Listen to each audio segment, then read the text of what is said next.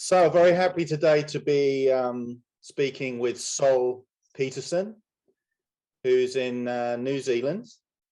And I came across Sol doing some research into different men's retreats, men's groups that are happening around the world. And Sol has been working with men and also leading men's retreats for around 30 years, right? So quite a bit of experience. And is also a therapist and a teacher. So very nice to meet you. And good to meet you too. And maybe to dive in and get the ball rolling. As you know, our documentary that we're working on is called A New Men's Liberation. And the impetus for it is not only the inspiration we feel from the work we've been doing together as a men's collective and wanting to share that more widely, but also the sense that we're living in a time where what we could call a men's liberation of some kind, really needs to occur. And, we've had to some degree what we could call a women's liberation movement. But it's really a time in which so many men are confused, really, about what it means to be a man and what is an authentic expression of masculinity. And and also, as you know, we're living in a time where there's a lot of messaging about toxic masculinity and a depolarization of the sexes. So maybe to get the ball rolling, why do you feel this subject is so important, and what would you say? Why and what would you say are the biggest challenges for men in terms of discovering a more authentic, embodied, we could say even sacred masculinity?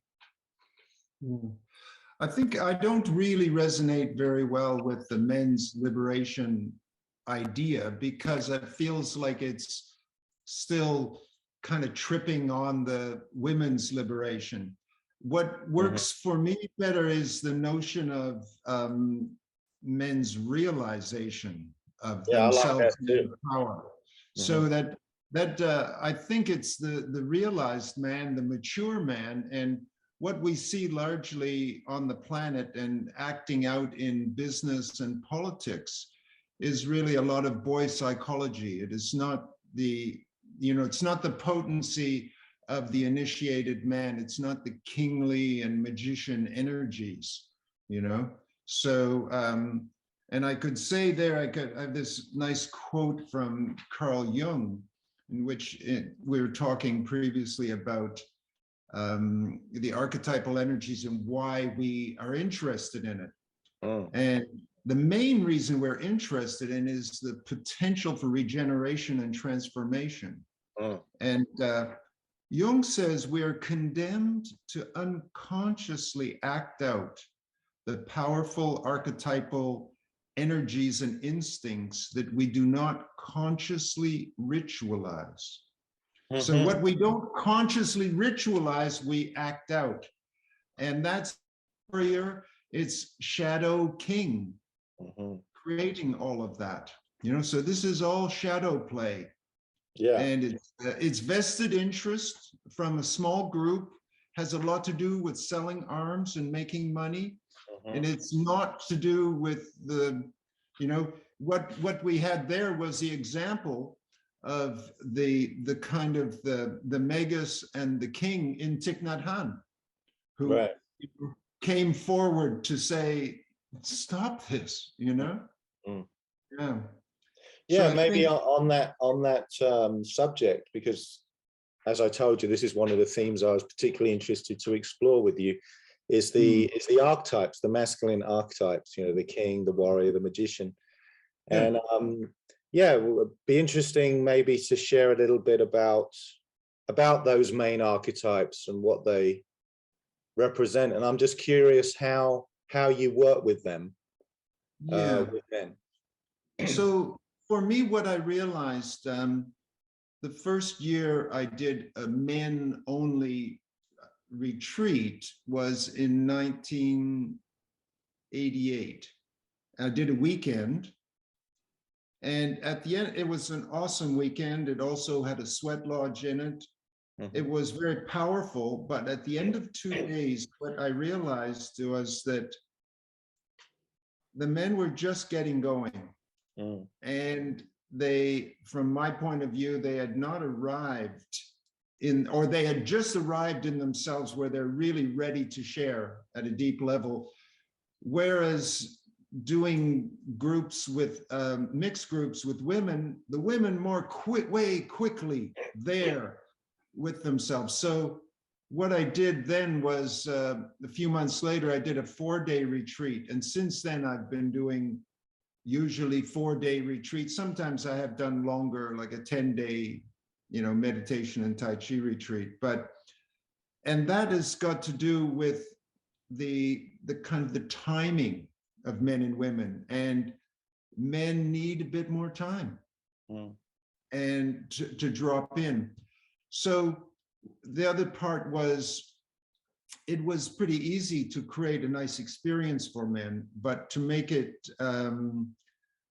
valuable, I felt that we needed to be discovering something a little more than just having a nice experience. Right. And so I'd been very influenced by Robert Moore's book, The King, Warrior, Magician, Lover, the kind of the work of Robert Bly and a number of other men who were in the 80s, really creating kind of men's events and starting to talk about, what do men need, So, so looking through Moore's work, the point about the shadow is, if we take something like the warrior, okay, so the warrior is in the boy.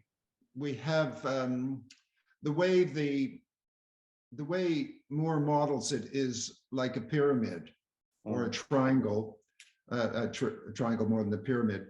And so at the top, in the boy psychology, you have the hero, and at the bottom, which is the shadow, one side is full of power, that's the bully, and the other side is without power, that's the coward. So at the top you have the hero, and Moore would say that the hero is as good as it gets in boy psychology, but the hero is actually what needs to be transcended to get out of the boy. So each of the the 4 energies, Jung was very keen on what he called the quaternio, I think. So it's these 4 energies of the king, the warrior, the magician, and the lover. And it's been very interesting thinking a little bit more about it before talking to you, because I realized really how little I know and how much there is to know. And to talk about the archetypal energies is really to talk about the whole collective unconscious, right?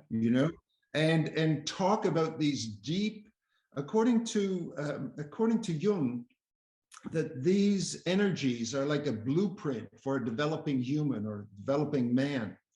And this is where our transformation goes. It's these deep, deep instincts. And at the deepest place, they're actually not male or female. Right. And he talks about the 4 couples within, so in fact, within we have both a king and a queen. And this is also why we at times can be a little more uncertain about, our notion of gender, because we have all of this going on inside ourselves. So the key thing in the transformation from the boy to the man is the initiation process, which is designed, and all pre-modern groups, all tribes, in every area of the world, the boys were brought up to be men. Yeah. And to have a warrior spirit, able to kill an animal or fight against someone, but also to learn how to often, take care of animals and to grow things. So this was the concept within initiation is you have three factors. You have the magician or the elder, the ritual elder. The ritual elder creates sacred space. And then with the sacred space, there's the process of initiation, which usually involves some kind of wounding, in some way. Could be quite small. Let's say the sweat lodge could be used. And the sweat lodge, the heat and the pressure could be the kind of wounding, So, but what is it that is being torpedoed here? What is being torpedoed in the boy and is the infantile grandiosity. Right. So within each of these archetypes, what you have is you have this impulse to be grandiose. Right. So example, there was a young boy years ago, and he cut out, loved basketball. So he cut out pictures of Michael Jordan's head, or Michael Jordan's body and put his head on top, and sort of imagining himself becoming Michael Jordan, and that's fine within, like, let's say if you actually do your work to try to become like Michael Jordan, but if it stays in fantasy, it's just all big and has no substance. Yeah. So what is being transformed in the boy is the infantile grandiosity, and that is what that is the disaster for men who have not had their initiation, because you have the same infantile grandiosity that's in the business world. It's the same grandiosity that will put chemicals into the river because it's cheaper to do so, or create wars somewhere because we're selling arms. And this is the shadow magician setting this up. It's all relationship between shadow magician, shadow king. Maybe you could say, because you mentioned the warrior, the shadow warrior, shadow magician. Yeah. Maybe say a little bit more about the other archetypes, like, well, there's the king you mentioned. Well, I'd be curious to hear a bit more about the magician, what that archetype actually represents. Well, it is the the lover, the other one, of insight. The magician is the archetype of insight. And when it goes to the shadow, so the magician is the Merlin, it's the Gandalf, but when it goes to the shadow, the magician is the detached manipulator. Right. It's the shadow is always with power and without power. Right. So without power, the magician is, oh no, I didn't do that, I have no power, Whereas the powerful black magician, is in the power side. So the shadow is always bipolar. It's always with and without power. Yeah. And so the lover is the shadow is addiction, right. And impotence, so it's the addiction is, I have to have everything, why should I deny any sensual pleasure? So all of these are deep instincts within us that for us, we need to at least meet. And this is, our job with this is basically to get to know ourselves, really, and to understand when it's not a question of whether or not we will be in the shadow. The question is where we're in the shadow and when. And often it is under stress. Right. Yeah, I think when we're under stress, it really gets revealed where we're really at. It's automatic, yes. It's our bottom line. That's right. That's right. So, and that is, and that's what we do in on our retreats. We've done a lot of things that relate. So, in the 4 days, I would give 1 day to each of these archetypal energies. 1 day to the king, 1 day to the magician, 1 day to the lover, and 1 day to the warrior. And in the first about 3 or 4 years, because I felt that the warrior was the power that, you know, that served the king into his success. The warrior was the one that controlled the lover. The warrior was the one that had the focus, you know. So I gave the first day to the warrior, and then the second day to the lover, the third day to the magician, and the fourth day to the king, because, you know, Bly would say we don't get into the gold of the king energy until at least in our 50s, and maybe we're lucky if we do then. Right. Maybe as men we never get into the kingly energy. You know, this Right. is it, unless we get into the kingly energy, which is involved in mentoring, the kind of process that you're doing now. This comes out of the mentoring and the blessing, regenerative side of the kingly energy. Yeah, it's very, just very resonated with that as you were saying it. I can, because I'm 57 now, and yeah, I've been saying to a lot to people lately, you know, the 50s is the best, you know. I feel more, yeah. you know, I feel not only happier and more full, but it's something about, yeah, this kingly energy. Yeah. And Yeah. obviously I'm a mentor, and that's an aspect of it, but there is something that I'm experiencing in myself and my life, yeah, that's quite recent. Yeah, it's interesting. I hadn't thought of it at all as having to do with this king archetype, but there's something resonates about that. Yes, and that is important. On the so for each day we've done many different things, you know, and one of the things that has been a constant is we've often taken a task, because men together quite often like doing things. Yeah. Right. So we've as with my friend Kelvin, we've built bamboo flutes, we've built arrows with another friend who is an archer. We've made an earth buildings. We've done expressive art. So, and then looking at how each of these energetics relates to them. And that's been quite good. Do you know the voice dialogue process? No. It's a kind of Hal and Sidra Stone started. It's a way of looking at the many different parts of us, many selves. Oh yeah, I think Genpo Roshi was working with that, right? In his big mind process. I don't really know, but what's clear is we have so many parts. So here within Moore's model, it's all of these parts.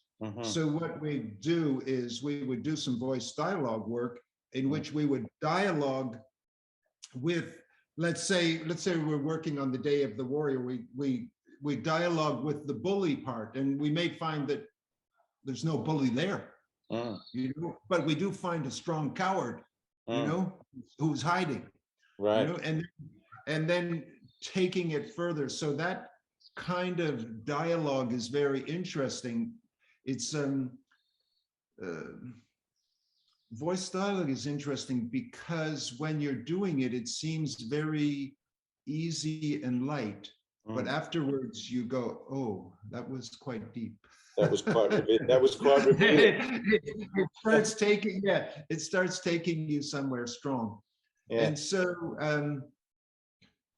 yeah, so that's one of the kind of ways of doing that, of working with it, trying to be conscious and asking the question is, you know, where do I get caught? You know, where do I get into trouble? Because at different stages in our life, we get in trouble in another place. You know, for example, any kind of addiction relates to shadow of the lover, you know. Any kind of aggression is shadow of the warrior. Any kind of tyrannical behavior, you know, is the strong behavior of, you know, of the Shadow King, you know, and the magicians. Yeah, the magician, the shadow of magician. This is manipulation, the detached manipulator, shadow, you know, and so this is where you can do smoke and mirrors, and you know. Yeah, very interesting looking through this lens, because one of the ways I've worked with the men, one of the ways we've articulated the challenges of this initiation, let's call it this process of initiation, which just completely absent from our culture, is outgrowing childhood and adolescence. Yeah. And seems to me there's in terms of that diagram, you know, the two shadow energies, there's a correlation there, you know, the weakness, because I do find, you know, this is, you know, many men, and especially the more sensitive, spiritually interested men, often very weak, you know, maybe very sensitive, maybe very intuitive, relatively, but when it comes to, you know, activating, we could say that third chakra, you know, which you could say represents power. Yeah. Because there's such a taboo around being, you know, manifesting that power for all, because, you know, we don't want to be macho jerks, and we don't want to be, you know, we don't want to embody the negatives that we tend to be so aware of these days. Yeah, there's cowardice in the face of challenge, you know, there's and also falling into a kind of childlike dependency, or the boy just being, you know, when push comes to shove, and as you said, it's under stress that we really find out where our center of gravity is. And this is definitely a big aspect of the work together. It's recognizing that this kind of creative friction and challenging each other is needed, you know, so we really find out, well, what are we made of? Where is our center of gravity? And often what reveals itself then is this flip, you know, either towards the childish, more weak side, or on the other side, you have the more adolescent, reactive, bully energy, you know. And and it's quite, I think, you know, a lot of men you know, and this was also has been my experience, you see how you tend to flip between the two, and to discover this pathway to a more authentic masculine beyond these shadows, it really demands a lot of humility. And obviously in that humility, vulnerability, opening up to this matrix of relationship in the brotherhood, and and then finding a strength there that isn't based in these shadow energies. Yeah, that's right. I think in terms of the assertion and the centeredness, I mean, one of my experiences in the last 20 years particularly is young men coming through. I find them reluctant to be assertive, you know, and that's really, for me, that's a concern. Yeah. Part of it is if they're also not involved in physical activities, you know, if they never actually kind of work on a farm or out in the forest or anything like that, then they're not coming up against that force. Right. Another way to transform that physical energy that comes with the centeredness and the capacity to assert yourself, I think, is the martial arts. Yeah. And this is where this warrior energy is transformed into the Aikido master or the Tai Chi master, who the Tai Chi master, the whole thing is, okay, this person is attacking me. How can I take care of them? because they're obviously deluded. mm, And yes, how do I stay safe or protect another, you know? So this is, and in order to do that, you actually have to be strong and centered, you know, and so you have to be capable of assertion. And I think that's important. I think that's really important. And how do you, in terms of your work with men, and particularly on the retreats, because you mentioned this voice dialogue process, that's one way to engage this process. But also, do you mentioned a sweat lodge, do you incorporate aspects that challenge men to be assertive in this authentic way, or to be, you know, to actually, and, you know, kind of creative confrontation? Well, the sweat lodge is definitely one of those, in that in order to be in the sweat lodge, you really have to show up. And there's always going to be some point when there'll be a challenge, and you need to be able to be there, and you meet it or surrender, but there's a conscious relationship to the challenge. So that's very much one of those. I use, we do sport as well. We play volleyball. The volleyball's great. And then Tai Chi and Qigong, and depending on which men are there, sometimes we've had men with a lot of experience in martial arts of different kinds, or wrestling. So we have quite a bit of physicality. So there's a real kind of physical nature to the work we do. And yeah, I'm curious also in terms of the dimension of brotherhood. Well, do you find that, is it your experience, and do you find that when men come together and find that trust in each other, that there's a whole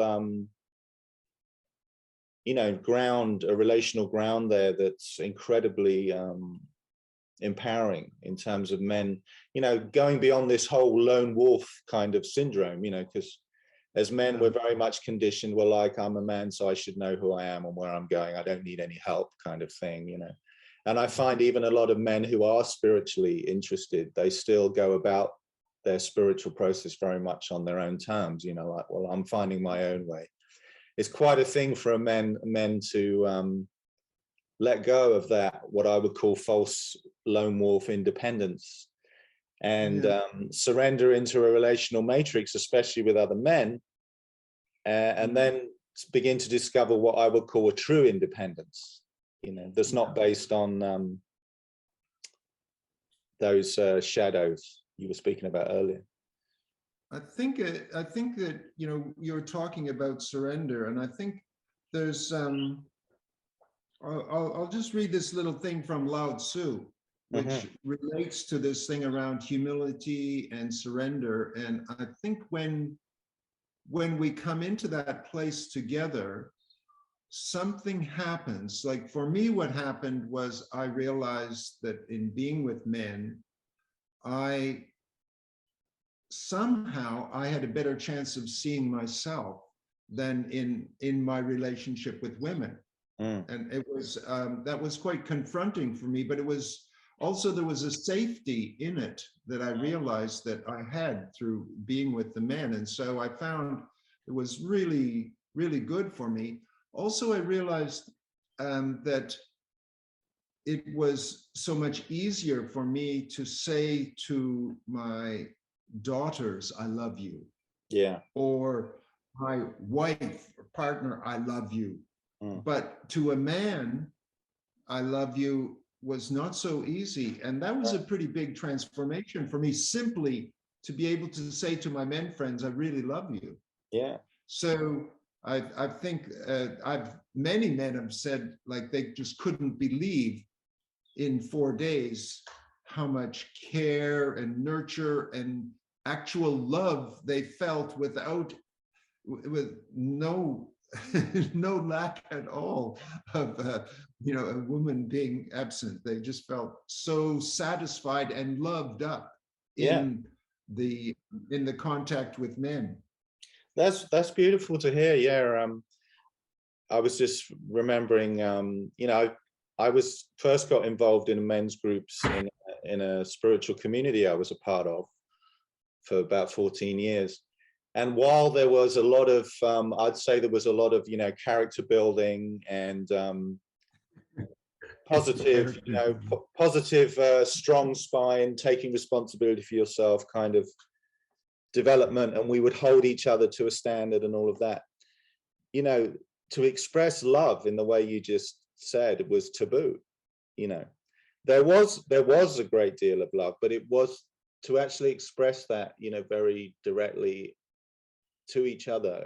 It just didn't happen really. And I think in terms of my own process, my own development, and also how the men's collective has developed and how what I'm bringing to that process, one of, especially in recent years, I feel one of the most, probably the most beautiful dimension of it is us as men becoming lovers, true lovers, and really loving each other and being willing to express that, and not only to be to say it, but also to even express it physically, you know, without any of this sort of going beyond all this kind of homophobia. You know, can you really be held by a man? Can you even kiss a man?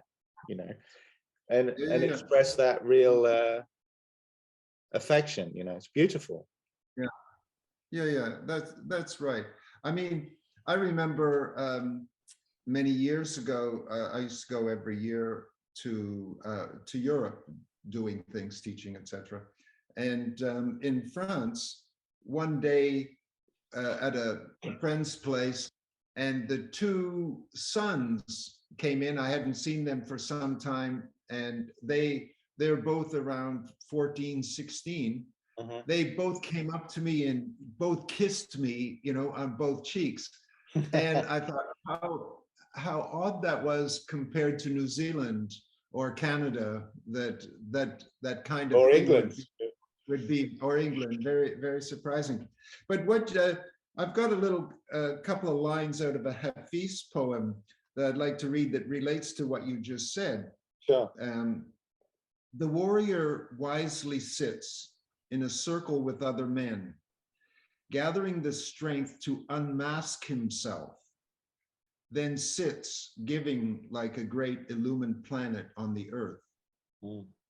And I think this point of gathering the strength to unmask is very, very potent. And this is part of the vulnerability, also this recognition that we're all dealing with all of these same instincts. We're all on a parallel path. And I'll follow that up with Lao Tzu. Yeah, we're not actually so special and unique.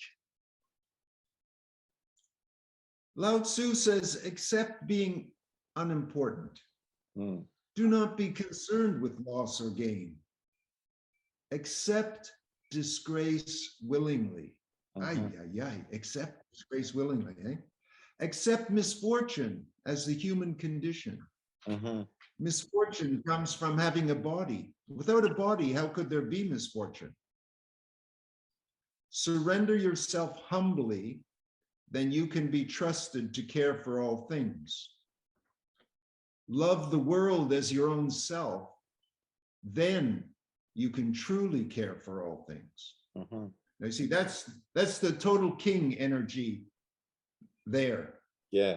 The accepting unimportant is that's the ritual humiliation of the initiation. You're nobody. You know. Yeah, it's the humiliation of the illusion of being the hero. The grandiosity, exactly. the immature grandiosity you were talking about. A friend was talking recently to me, and he was talking about someone meeting street people and looking into the eyes of this homeless person and realizing this homeless person is realized. They are totally free. totally free. There's nothing they need or want.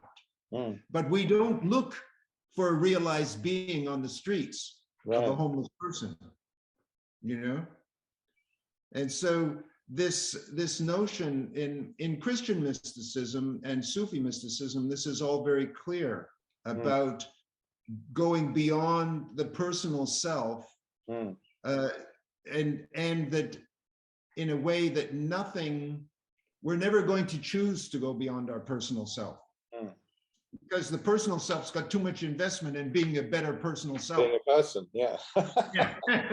and so it's going to usually take an event like a failure or something, some crisis that takes us out of being this, you know, trying to be a better and better personal self.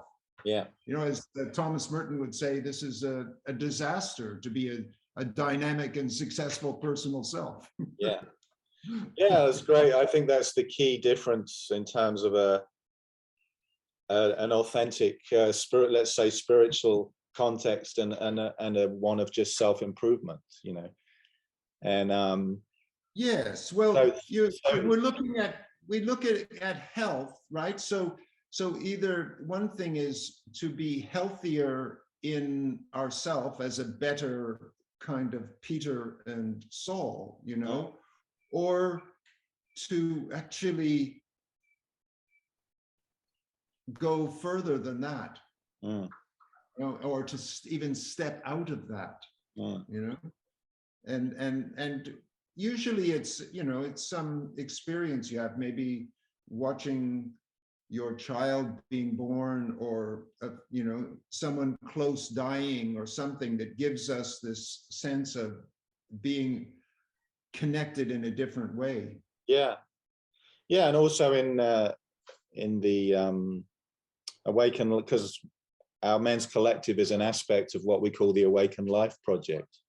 So this assertion of our fundamental freedom, free nature, and what we could call prior unity, is the foundation.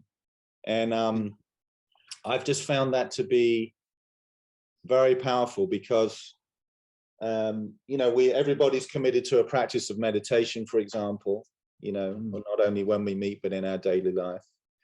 You know, and we have the certain right life disciplines, you know, so it's not just happening when we're meeting together, you know, there's a whole lifestyle of purification, you could say, involved.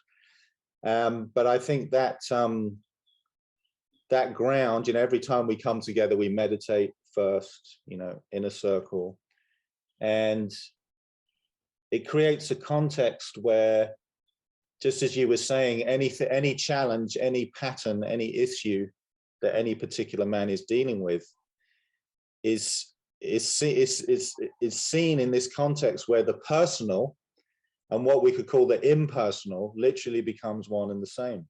So somebody can be on the hot seat, as we call it, and they're being exposed, they're being challenged, you know, they're going through it, you know, they're feeling the heat. But because, and in that sense, it's very personal, you know, something's up for that man. But because we're, you know, we're very grounded in and that impersonal ground of prior unity, there's this tacit recognition, well, okay, you're on the hot seat right now, but you're not special. There's nothing special about this, you know. We're all the same, you know, with obviously key variations, and there is only one man in the room, and you're on the hot seat right now. You're going through some kind of initiatory process, but then through that, you're taking us all further. Yeah. And this is one of the beautiful dimensions, I think, of being in a group ongoingly, in a brotherhood, where the breakthrough of one man, you know, can catalyze a breakthrough in the whole collective, and maybe other men aren't going to have to go through the same heat or crisis, because that wisdom's transmitted to the whole, you know. I think that's true. I think that what happens there are two things going on. One is listening. Yeah. And listening is it's almost everything to some degree, you know. But the other part is in Buddha's four foundations of mindfulness. The first one he calls body mindfulness, and that's our sense of our breath, our position in space, you know, like our proprioception, our movement. And then the second one is the mindfulness of the feeling state. And the feeling state is really the notion of duality. Really, it is our interest or aversion. And also there's the neutrality there.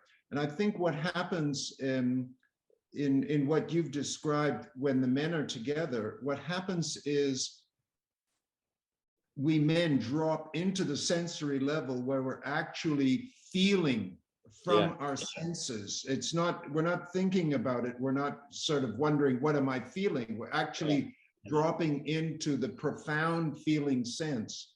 Yeah. And when we do that, we realize that it is a massive resource that we're not using well enough.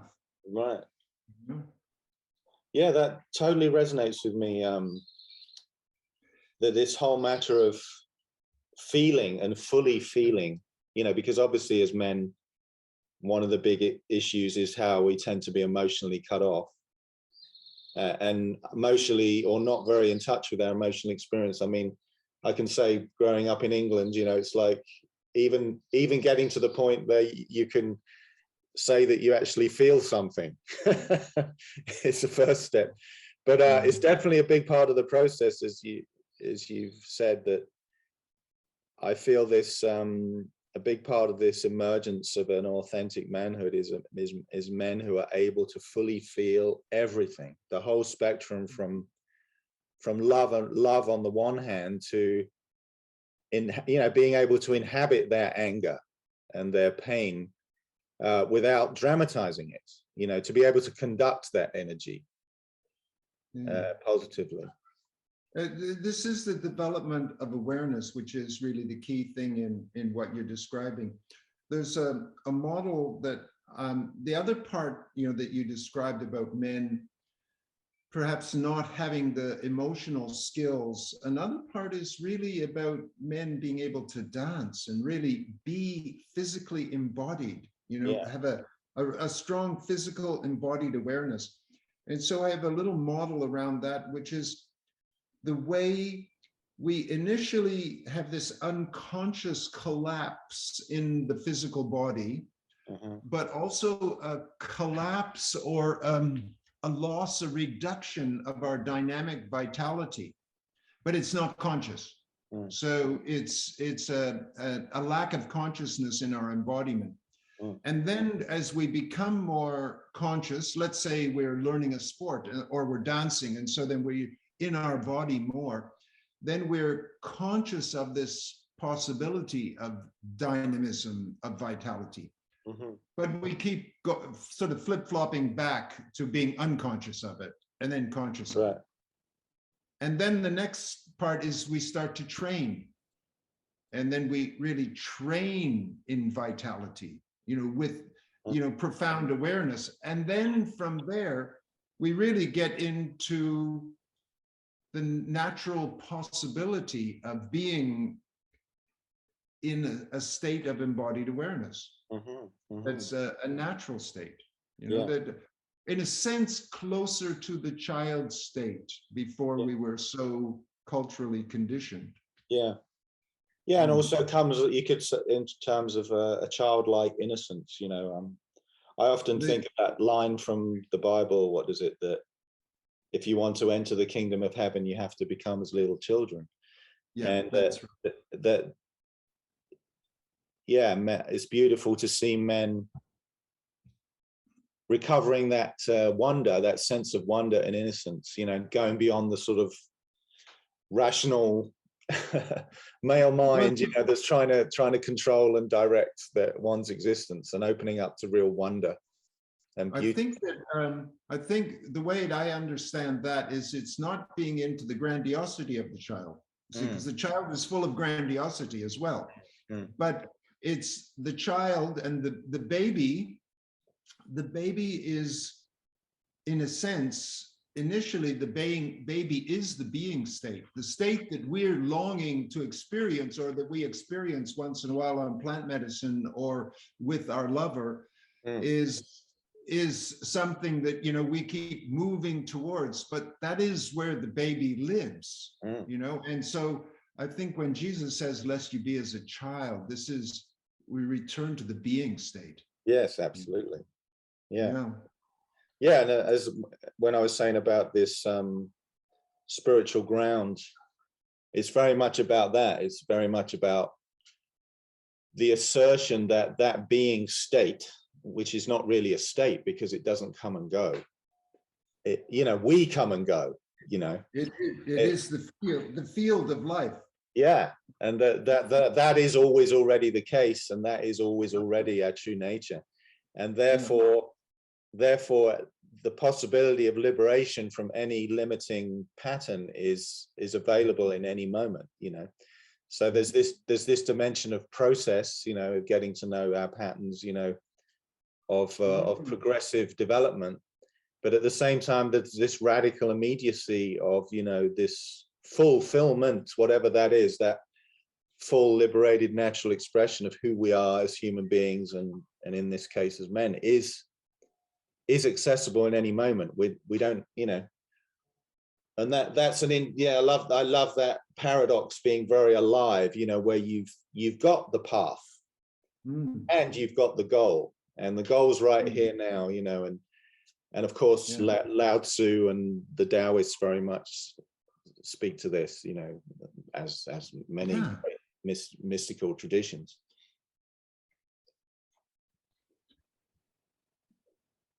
So I was looking, you know, thinking about our conversation, I was looking at what is it, how do we recognize a mature man?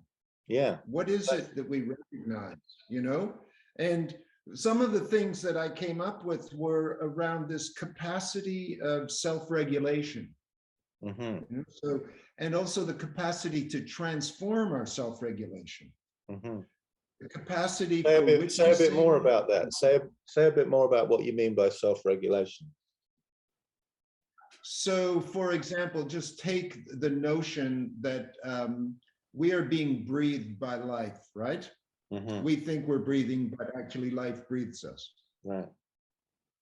In terms of breath, when we enter our breathing in a profound way, so we start to control the breath and start to have a relationship with it, then we're actually interacting with life in a way, rather than we're like in a walking coma. Right. And so this is why all practices in martial arts, in yoga, in Tai Chi, in Qigong, in energy work is all related to a deeper experience of the breath. Yeah. You know? And I was saying about temperature, this is another area of transformative self-regulation is what I call it. So for example, we naturally, generally don't want to be too cold. Right. So when the extreme swimmers and people like Wim Hof get in the ice water, it's kind of pretty freaky and it'll kill us too if we're not training for it, you know. But what he's showing is that, and it has been around for a long time. He hasn't invented this, you know. This is the Tumo. It's very old. This art of a transformative self-regulation of our relationship to hot and cold. And so that is part of a mature kind of relationship to being alive, that you're not just, it's not just a walking coma, but you're actually experimenting with life in a way. Yeah, that's very interesting. And yeah, tell me more about, well, let's go more into this question of how would one recognize a mature man, an authentic embodiment of manhood. So one of the things I think is you'll see mentoring. So you see what you're intending here with your work to talk about how do men get on, how do men know themselves better. That's a side of mentoring and blessing that I think is really important. And you'll see men looking after each other.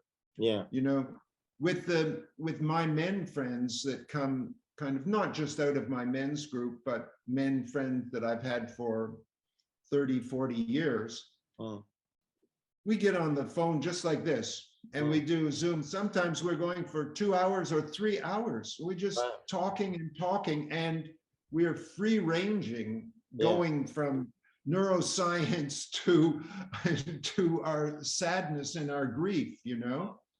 And when, you know, what's happened for me with my relationship with the men I love is that it's such a nourishing place for me to take my pain. Yeah. And that's been a real gift in my life, really, just tremendous gift. Yeah. You know? Yeah, I totally resonate with that. It reminds me of something Jed Diamond said to me, because he's been working with men for 43. He's been in a men's group for 43 years, and he's been in a marriage for 42, I think. And he said the main reason it's been a successful marriage is because he's been in a men's group for 43 years. Yeah. And I think it's very much for the reason that you say, you know, is that a lot of the pain and challenges we experience as men, you know, if we bring that to the men's tent, so to speak, you know, with our brothers, that's a much more healthy way to process and deal with this kind of thing than in our relationships with women. Yeah. And I think that's one aspect of the recovery of this positive polarity that we very much need, is that there's because men just don't. It's amazing to me, every new man who comes to our men's collective, for example, when they get in the circle and they feel the brotherhood, they always say something along similar lines, which is, I've been longing for this, and I didn't know it was even existed. On, you know, there's something completely new that they didn't know was necessarily possible. I didn't know I was longing for it. Yeah, and then they find they were longing for it, and I find across the board with men who get involved in this work quite sincerely, their relationships with their partners and just women in general start to straighten out. You know, absolutely. Start to clarify, but not because they're working it out with their partner, you know. No, I think that's absolutely nailed it there, because when we, with our men friends, when we work through our difficulties and our challenges, we come back to, if we're heterosexual, to a woman partner, we come back cleared out. You know, we've been doing some of our clearing work. And so we're not trying to do that all with a woman. I think that's too much. It is too much. And we're designed for this. I think it's in our system. The other thing I was thinking about was the capacity for what Moore calls servant leadership. You're really seeing yourself as not so much as a leader, but in that you're part of a servant that is helping with the leadership of the group, in a sense. Yeah, that's something I'm very passionate about as a kind of leadership model, actually, because obviously I'm the leader and the teacher, but I'm very much, I often say to the guys, look, I don't want a bunch of followers, you know, and any of you can lead this process at any moment, you know, and maybe there's something, even if you're relatively new to this gathering, there's something you can bring, and unless you take the responsibility to bring it forward, it'll be missed. I mean, one way to language it is natural hierarchy or a growth hierarchy, where, you know, obviously you would expect men who have more life experience just in terms of being older, but also if they're involved with this kind of transformational process, you would expect more from them if they've been involved for longer. But it's a context in which every man is being pulled up, you know, and that also breaks down another kind of paradigm that can often happen between men, is the whole projection onto the top dog, you know, or finding some kind of security in being with a strong father figure, you know. And yeah, there's something about that archetype also that I find is very interesting in this work, is because obviously I often get a lot of father projection put onto me as a leader, and a lot often what men are dealing with is you know, authority issues on the one hand, or maybe they had a father who was very weak, you know, they're longing for some kind of positive father force. So it's like yeah, I think that's an important part of leadership, and also helps men go beyond this kind of adolescent reactivity where, I mean, well, I don't need anybody, I don't need, you know, I don't need to put myself in a situation where I learn from an other. But I find that a very interesting dynamic, where in terms of a positive verticality, authority, surrender, and at the same time a very inclusive embrace of like, hey guys, come on, we're all on this ship together, you know. And okay, maybe I'm the captain because of how long I've been involved in doing this, but you know, we're all responsible for where we're going. I think the more that you bring it back into a conscious model, the more that you bring it back into the whole group, the less projections you get. Because what will happen is that in the end, at the end of the retreat, they will hardly mention you, because when you're at your most success, they'll keep talking about the experiences they had together and with certain individuals, but it won't all be on you. That's very true. And so that's part of your skill in creating the group interaction, which is not focused on you, but is focused on the growth that the whole group is working towards. Yeah, that's so true. Yeah. You really nailed it. You really nailed it, because it's the more and more as we mature as a group, and especially when we do retreats together, we're actually coming up, we're doing a retreat very soon, a 10-day retreat together. It's when this dimension of collective intelligence starts to take over the process. And even though I'm obviously the guiding force, yeah, there's a whole other dimension at work, you know, that yeah, that makes me expendable, perhaps in a positive way, you know.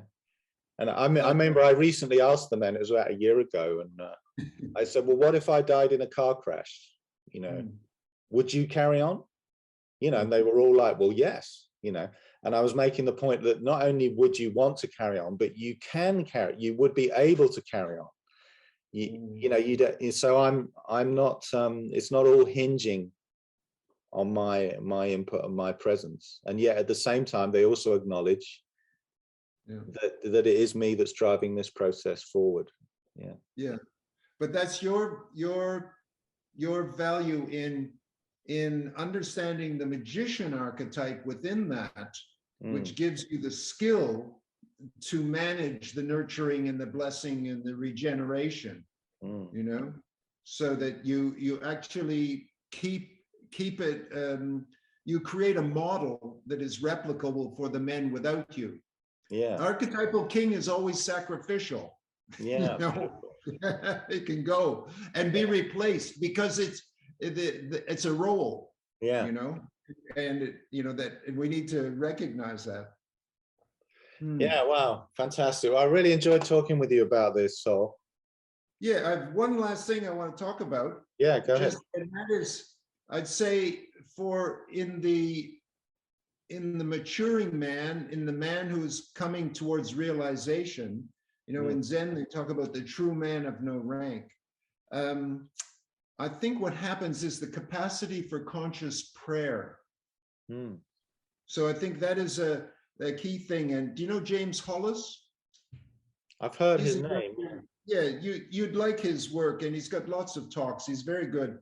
And I really enjoyed in one of his talks a little while ago, he talked about this mantra he has, and his parents were both really working class, and it was tough. And so his mantra is quite interesting. It's shut up, suit up, and show up. and what he means is, listen, kind of prepare, put on your armor of light, and then show up kind of with your whole self, with your heart. Yeah. And I loved, and he says that he's 81, still doing his work, still really working hard, and he uses this. He uses this. And a few years ago, I wrote a song in which, in the song, sometimes when I'm writing a song, I record it right away as I'm writing it and listen to it, and then I'm going, oh. And it surprised me because in the second verse, I was whispering the words instead of singing. And it sort of shocked me. And the words were, every day the earth whispers to us, one body, one spirit, one heart.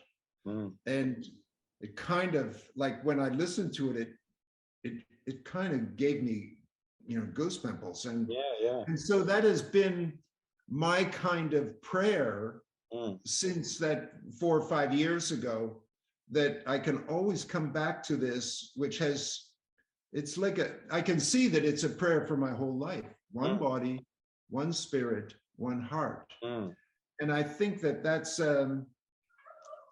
part of where we're going, as I see it, is basically to learn how to pray. Yeah. And I'll finish with one little thing which I'd never heard before. It reminded me a bit of a different quote, and I can't remember who that was by, but this is Kafka. And he says, "You do not need to leave your room.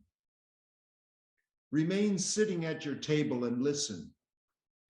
Do not even listen. Simply wait. Be quiet, still, and solitary. The world will freely offer itself to you to be unmasked. It has no choice. It will roll in ecstasy at your feet." Wow, beautiful. Isn't that gorgeous? That is gorgeous. Yeah, and he was a real mystic, Kafka. My God. That's beautiful. Yeah. Well, that's a beautiful summation. Yeah, I really appreciate you bringing that at the end of our dialogue. Yeah. So keep up the good work. I think it's important. I think it's really important, you gathering men to consider how we can support each other and do better. It's a very, very important work. Yeah, and a big part of this whole documentary project is also, we've got a website. We want to connect with other men and other men's groups. There's definitely seems to be more happening than I've ever seen in this arena, and there's a lot of it'd be great for these different teachers and collectives to share, just as we've been doing, our learnings. It's true. I think on that note, there are many levels. Like, what I find there's a limit to the kind of men that will come to my retreats or yours. And in our society, and like in New Zealand society, a friend of mine who's involved in the men's work and in involved in ritual work with me.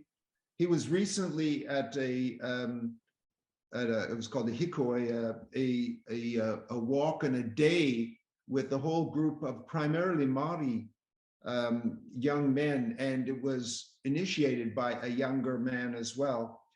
And he was blown away by the extent of the deep contact within one day that happened in this work.